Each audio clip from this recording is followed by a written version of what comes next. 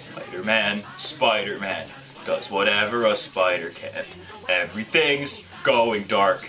I don't feel so good, Mr. Stark. Look out, there goes Spider-Man. I messed up my floss! Ah! Monkey, that funky monkey. Brass monkey, chunky, that funky monkey. Is anybody going to address the fact that Spider-Man could have probably sensed 9/11 before it happened, yet still did nothing? Who's the hero now, Spidey? Those 3,000 deaths are on you! And George Bush. Thanks a lot, Bin Laden. So, recently the new Spider-Man game came out on PS4, and I have no money. So, to fill the spider-shaped void in my life, I decided I would go back and watch all those Spider-Man movies, none of which I had seen before except for Homecoming. I remember as a kid I used to really like Spider-Man. I used to have like action figures, I have the little web shooters you put on your wrist, and probably a lot of those were tied to the first 3 movies, and you know, it's the past. Spider-Man. What? But the point being, I've never seen a Spider-Man movie before, so I went back and watched them all, starting with the Sam Raimi movies and then the 2 Amazing movies, and I had already seen Homecoming. So today, I'm going to be giving my brief, very surface level thoughts on each movie and ranking them from worst to best. That's all this video is. We're just ranking the Spider-Mans. Just note that this isn't supposed to be this crazy, like, in-depth review of each movie. Just my thoughts after, like, one initial viewing of each movie. Nothing crazy. Don't take it too seriously. And hey, if this video does good, maybe I'll do the same thing with other series I'm trying to get into, like Kingdom Hearts, for example. But forget that. Let's rank these things. Oh, why, hello there. It's me, Spider-Man. So, let's start with the worst, which is, in my opinion, The Amazing Spider-Man 2. Now, from what I've seen online, most people either kind of like the Amazing movies or utterly despise them, and I'm in the former category. I half like them. In comparison to the Sam Raimi trilogy, these are not very good, but when you look at them on their own as their own thing, they're not half bad.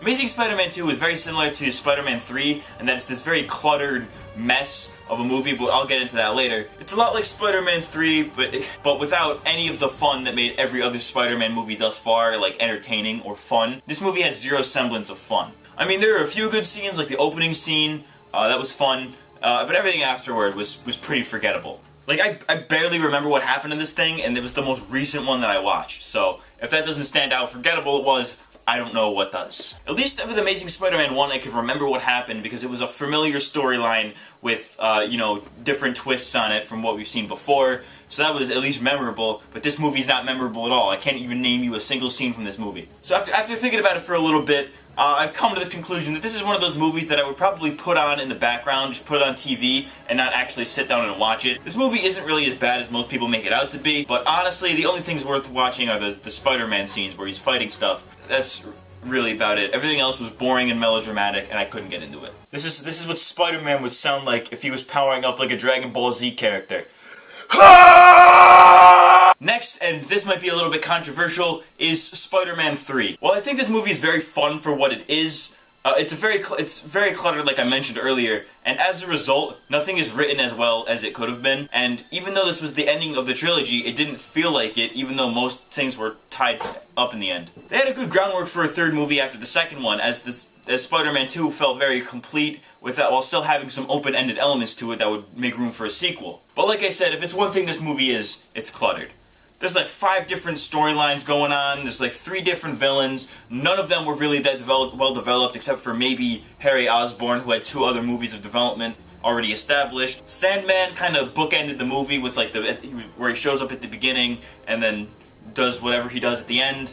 And then Venom, he just shows up the last 30 minutes, like, straight up. The whole B-plot with Peter and MJ breaking up for seemingly no reason was very stupid and was very tacked on. Also because MJ is a horrible human being. See you next Tuesday, you know what I'm saying? They couldn't really go much farther with their relationship because it was so well tied together at the end of Spider-Man 2. So this turbulence felt very forced and it just really didn't belong. Other than those negatives though, the action scenes are great. I particularly liked the big action set piece at the end. All in all, Spider-Man 3 was okay, but certainly pales in comparison to its predecessors. This is without a doubt the worst of the Sam Raimi movies, but I still found some enjoyment in it because it's still campy and cliched and has some of the best unintentionally funny scenes ever. You're such a fucking, I'm a sick fuck, I like a quick fuck. I'm a sick fuck, I like a quick fuck.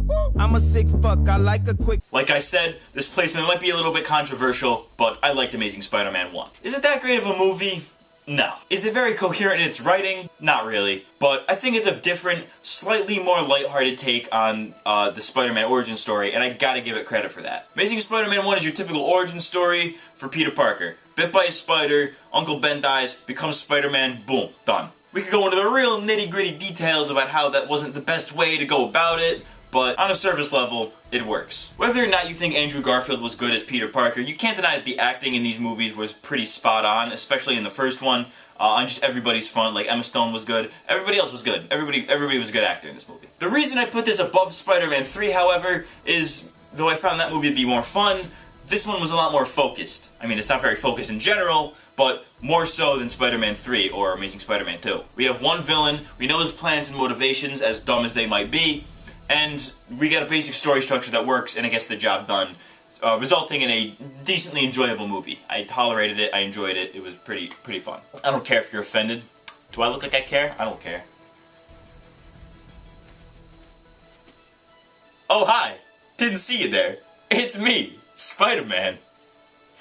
Coming in at number 3, we have Spider-Man 1. Without sugarcoating this at all, Spider-Man 1 was pretty dang good. There's a lot of great scenes in there, like Peter learning about his powers, the Ultra Instinct fight, the Uncle Ben scene, the upside down kiss, and this scene where they apparently used no CG at all, like that was all legit. This movie has scenes that range from so dumb they're funny to some genuinely emotional moments and some great action sequences. There's a lot of great quotes in this one too, from the good old, with great power comes great responsibility, and the I know what kind of man I want to be line. Those are all really good, as well as the memeable ones, like everything William Dafoe says. It's great. It's campy, it's cringy, but still give us some of the most emotional scenes alongside the very memeable, funny, unintentionally funny moments. It's definitely one of those movies that's really fun. It's a decent movie, but it's also really fun to make fun of. So every time I rewatch this in the future, I'm definitely going to be looking for new stuff to laugh at and to make fun of.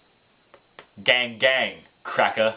And coming in at second place is Spider-Man 2. This movie pretty much takes everything I did in Spider-Man 1 and improved upon it, and added even more great stuff. The train scene is awesome, Doc Ock was a great villain, they expanded on Peter and MJ's relationship, and there was even some great moral dilemma type stuff throughout the movie, in the middle of the movie where Peter gives up being Spider-Man for a little bit, and of course, the memes. Pizza time. When it comes to these two sets of movies, it's commonly said that Andrew Garfield was the better Spider-Man, while Tobey Maguire was the better Peter Parker, and I could definitely agree with that. Tobey Maguire got the nerdy, scientist, awkward side of Peter Parker down to a T, while as Spider-Man, his motivations were very selfish in pretty much every movie, with MJ always being the person he has to save, and the citizens of New York usually being like a side deal. Andrew Garfield, on the other hand, understands what it really means to be a hero, as well as what Spider-Man meant to the people of New York City. He also got the wittiness of Spider-Man down. He's got the witty one-liners all over the place. But his Peter Parker, however, failed to capture the magic of the character. He was too charismatic and was like a skater dude, as opposed to like a full-on nerd like Peter Parker should be. Let's take this example a step further though. I think that everything that the Sam Raimi trilogy did wrong, the Amazing movies did right. And everything that the Amazing movies did wrong, which was a lot, the Sam Raimi movies did right. They're like polar opposites of each other. For example, Aunt May in the Sam Raimi movies was very emotionless and didn't really show any emotion towards Peter, while in the Amazing movies, you knew that she genuinely cared for Peter and wanted the best for him. In the Amazing movies, as underwhelming as it felt to me, the Andrew Garfield Peter's relationship with Gwen Stacy was way better developed than the Tobey Maguire Peter's relationship with Mary Jane. What I'm getting at here is that both sets of movies have faults, but where one falters, the other one shines, with a few exceptions, of course. So with that said, when I tell you that Spider-Man Homecoming combines all the best aspects from both sets of movies, you best believe that it makes the best Spider-Man movie ever made. Not only is Tom Holland's portrayal of Peter Parker spot on both in and out of the suit, combining the best aspects of both previous actors, we also get a wider view of Spider-Man in terms of the MCU. This version of Spider-Man felt much smaller in scale compared to the other versions we've had, in that the stakes were much different for each movie, especially for modern Marvel movie standards. Spidey's not trying to save the world in this one, he's not acting out of these selfish reasons. He's trying to prove himself as a hero by being the friendly neighborhood Spider-Man that the world needs him to be. The tone of this movie is great too, as it gets the perfect balance of funny, quirky, and campy stuff like the Sam Raimi movies had, but also tries to delve deeper into Peter's motivations and actions like in the Amazing movies. This is why I think that Homecoming is the best Spider-Man movie. But hey, that's just one idiot's opinion. I want to know what you all think in the comments down below, because I know this video is going to divide some people, and I don't care. With that said, my name is Matt CMG. This video was trash. I'll see you guys next time. Thanks for watching. This needs to stop now. What are you doing with your life? I can't believe you've done this. What, you're sitting there with your Cheeto crumbs all over your shirt. Wait, look at yourself. Pick yourself up. I'm gonna shoot your dad in the mouth with a shotgun. Saw it off. Spider-Man's coming for you, motherfucker.